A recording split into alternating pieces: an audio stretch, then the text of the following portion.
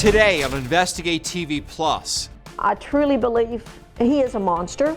a pharmacist who took an oath to protect patients in his care admits to pocketing millions by diluting medication.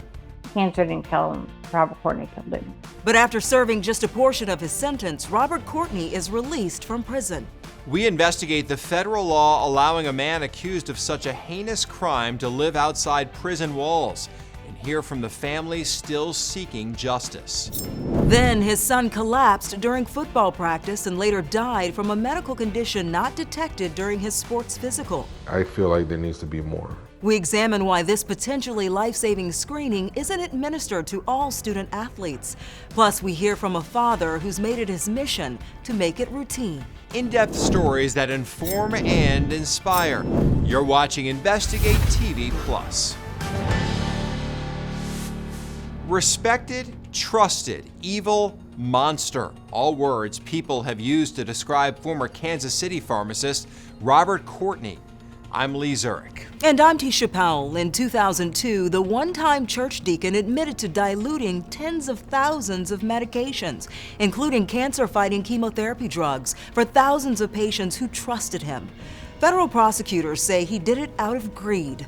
The families of his victims believe Courtney was responsible for hundreds of deaths. Today, we take an in-depth look at the case against Robert Courtney and the federal legislation that cut short his time in prison. Investigative reporter Angie Racono investigates how a man accused of so many deaths was able to take advantage of this law. Pharmacist Robert Courtney pleads guilty to diluting cancer medicine. I'm Russell Kinsole. Kansas City was stunned, heartbroken, even angry. I hope he'll have a long life of intense agony. Old news footage reveals the pain. My life will never be the same. For some, it's fresh even today. When you explain to people how your dad died, what do you say? Do you say it's the cancer? Cancer didn't kill him. Robert Courtney killed him. Kat describes her dad, Harry Duncan, as a big teddy bear. He had cancer, but doctors were confident he would beat it. It was so weird to see him get small, you know. Chemotherapy didn't work.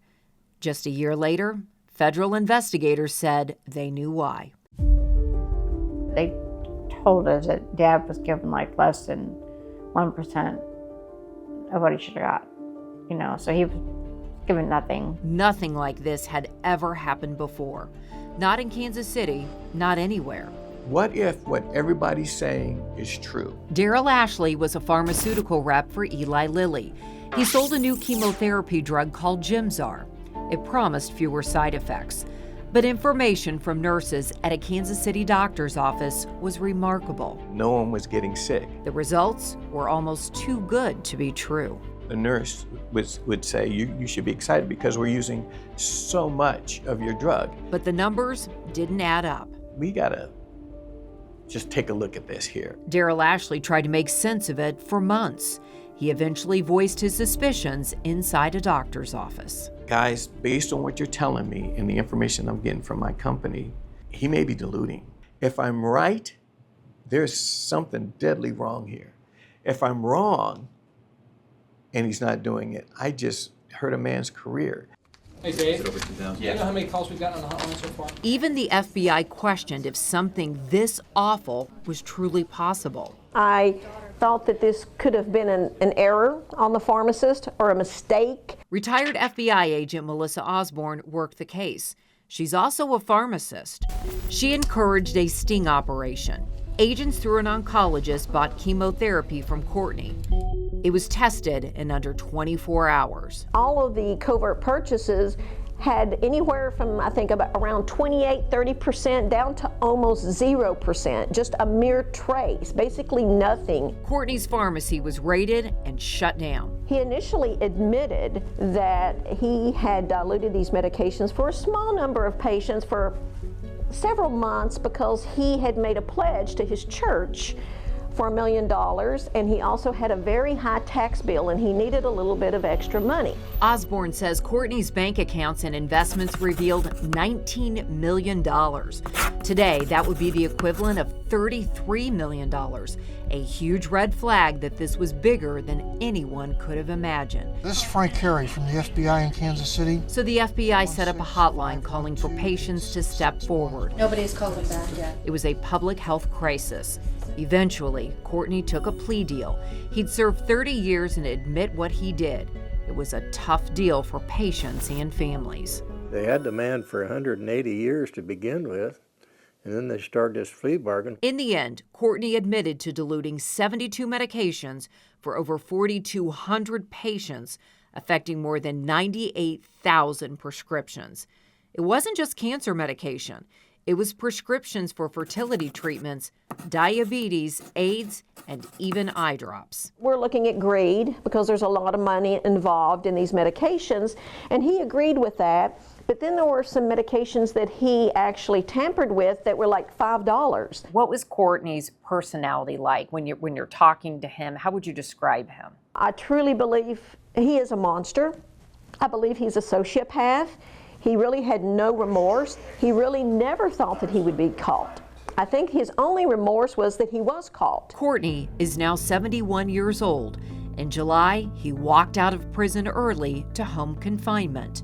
Harry Duncan's daughter, Kat, can't believe it. I hate him, okay? I'm just gonna be honest, I hate him. And I know you're supposed to forgive people. Not gonna happen. According to the United States Bureau of Prisons website, Robert Courtney was released from a federal prison in the summer of 2024. He's currently living in a halfway house and scheduled to be released in May of 2026. And coming up next, why is he being allowed to participate in the First Step Act? We take an in-depth look at the federal law that shortened Courtney's prison term and hear from the attorney working to bring justice to the families of his victims.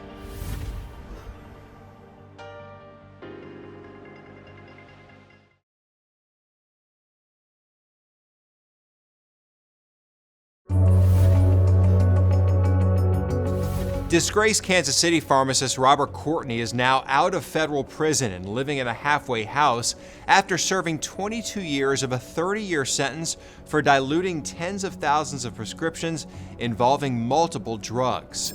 Families of his victims and federal agents said Courtney was responsible for hundreds, if not thousands, of deaths. Here's investigative reporter Angie Riccono again to explain how he took advantage of a legal loophole meant to ease overcrowding in federal prisons despite his crimes.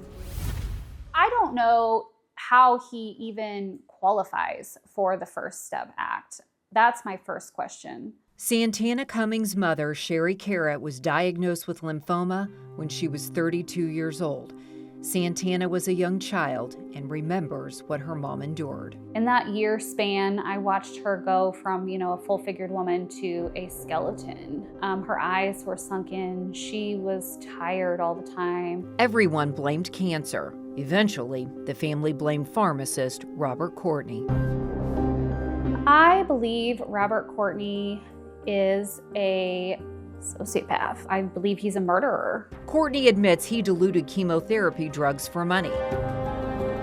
The FBI named the investigation Diluted Trust.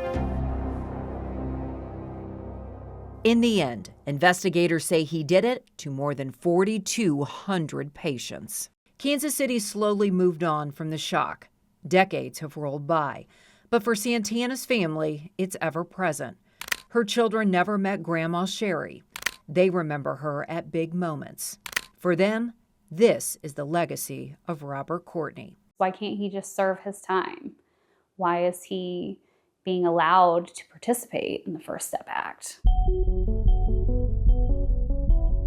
The First Step Act is a relatively new criminal reform bill. It allows federal inmates to earn time credits for good behavior. Multiple families say they were told Courtney qualifies. If so, Robert Courtney appears to have taken full advantage, earning more than 4 years toward an early release and now home confinement. But there's a catch. The law says some prisoners won't be eligible if they are convicted of violent crimes. But that's not the case with Robert Courtney's 20 convictions. tampering with consumer products, adulterating drugs, and mislabeling drugs. Do you think it's appropriate for him to get out under the First Steps Act? No, he should not be released on the First Step Act. We recently spoke with Missouri Representative Emanuel Cleaver. He was a strong supporter of the First Step Act, and so was every Missouri and Kansas senator and representative. We checked the 2018 roll call. They all voted yes. It was signed into law by President Trump on December 20th, 2018. The goal was to address mass incarceration, release nonviolent prisoners early and to home confinement.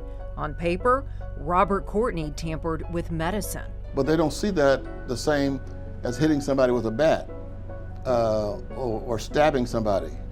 And so I think that's where the common sense must come in. That's violence. Santana couldn't agree more. We shouldn't even be having, this discussion right now. He should be serving his full time in prison, if not facing murder charges. Many of these families recently connected with attorney Mike Ketchmark. I'm calling upon the system to find a solution because he belongs in prison. Here's the Taxol treatment. Ketchmark represented more than 200 families in civil cases. Some clients were too sick to make it to trial. What did you think of Robert Courtney? He was so evil and was such an evil person. He's a sociopath, he's a psychopath. Ketchmark believes murder charges are appropriate. Because I can't imagine any jury who looking at the situation like this who's gonna have do anything other than realize what he did was he committed murder. Courtney was convicted in federal court, but there's an entirely different legal system that could address this case. Missouri state courts, specifically Jackson County, where Courtney diluted medicines like chemotherapy.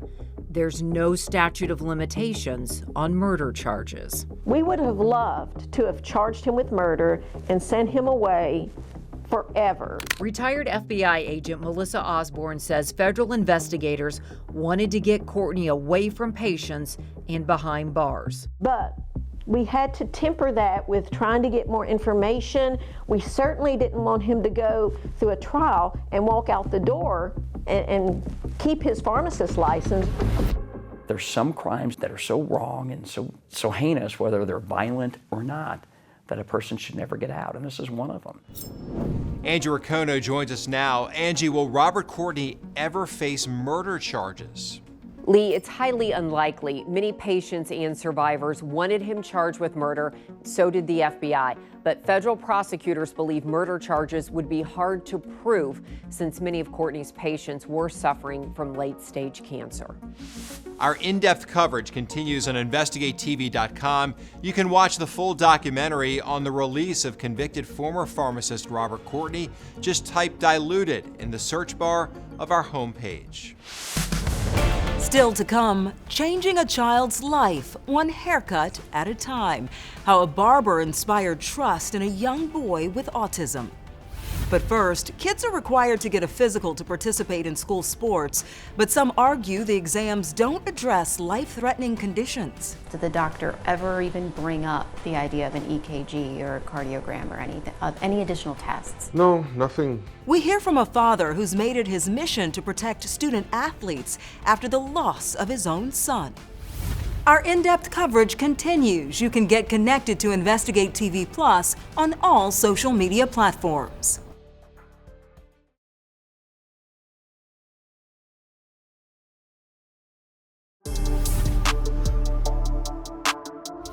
Millions of children and teens play some form of sports at school, but before kids can get in the game, they must undergo a pre-participation physical evaluation, or a PPE. The American Academy of Pediatrics says a PPE includes a family medical history that considers cardiovascular, respiratory, musculoskeletal, and mental health when clearing a child to play.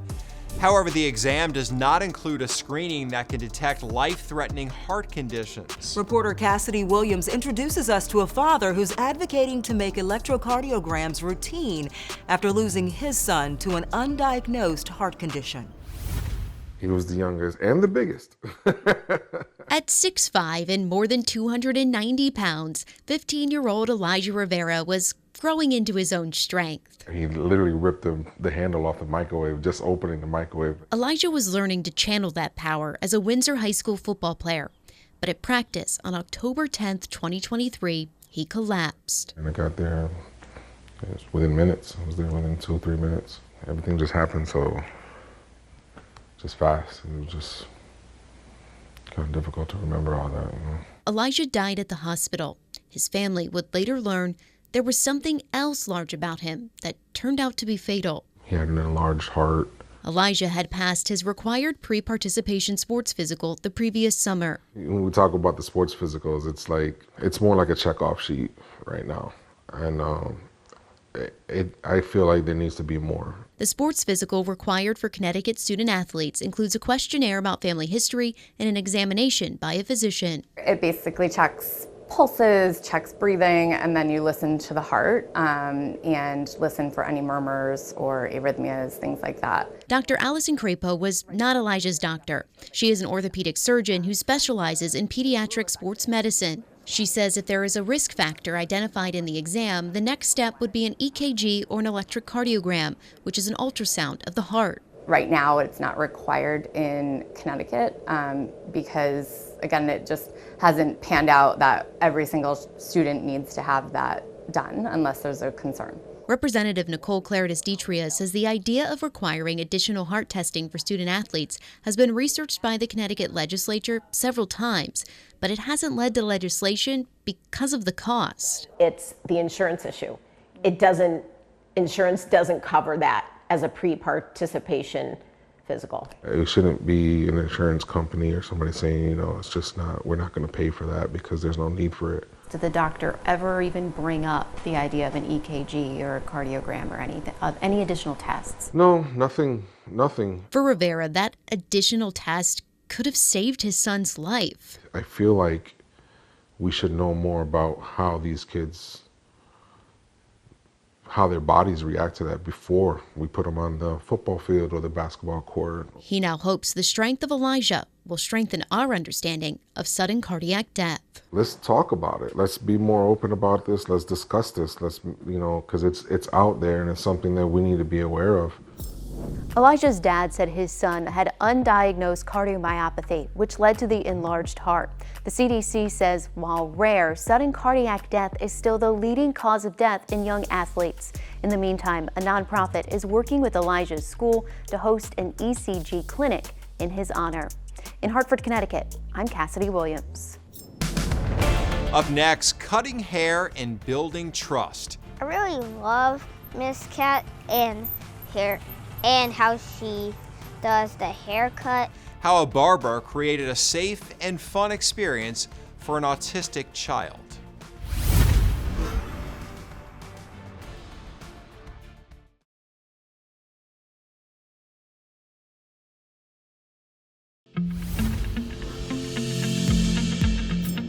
For many kids, a haircut is no big deal, but for an autistic child, it can be a stressful and overwhelming experience. However, a barber in Virginia seems to have the magic touch, especially when it came to a 6-year-old boy who hadn't had his hair cut in 2 years. Her steady hand and even steadier patience put the child and his mom at ease. Reporter Ashley Hendricks shows us how friendship and trust grew from a trip to get a haircut.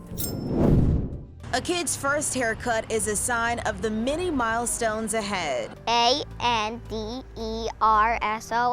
Anderson of Mechanicsville is a determined little 6-year-old. It is a little messy, so I think I'm going to get my haircut today.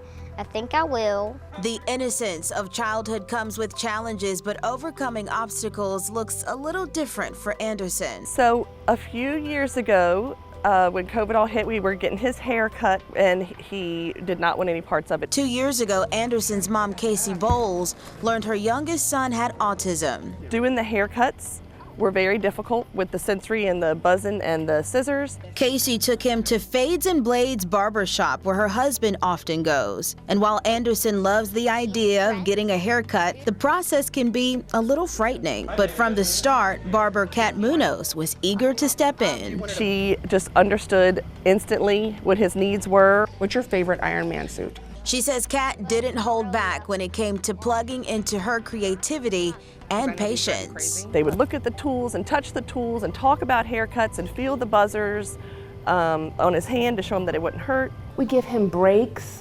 toys. I'm big for using my clippers like a race car. Kat was willing to do any and everything to make Anderson feel comfortable. One time she even sat outside with him and they tried to, cut his hair out on the little bench outside. Time and time again, Kat and Anderson would try for hours just to get a snip, but Anderson wasn't quite ready. His hair had grown down to his halfway down his shoulders after a 2-year hiatus of getting his haircuts. But that all changed one Saturday afternoon. Anderson's goal of getting his haircut was finally checked off his calendar. It took a few hours while Kat worked with other clients in between, but she got the job done. I was crying, she was crying, the whole place was touched, he was jumping up and down, and it was just, he even said, I have my old self back. Anderson is looking sharp and feeling confident. I really love Miss Kat and how she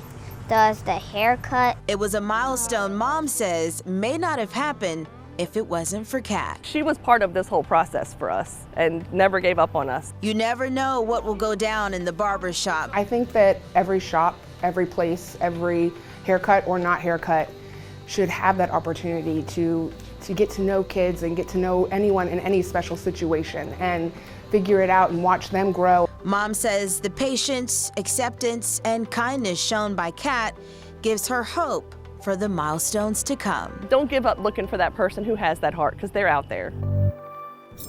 Clippers used like a race car. That sounds pretty cool. I want to see how that works. How that works. Very nice. Good story there. Very nice. Absolutely. Well, that's it for us on Investigate TV Plus. I'm Tisha Powell. And I'm Lee Zurich. Thanks for watching.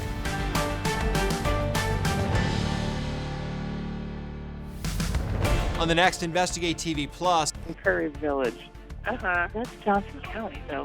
Right. Confusion during a 911 call delays life-saving help. The system ain't working right now. We've got to do something. How families fight for answers leads to change they believe will help get first responders to emergencies faster.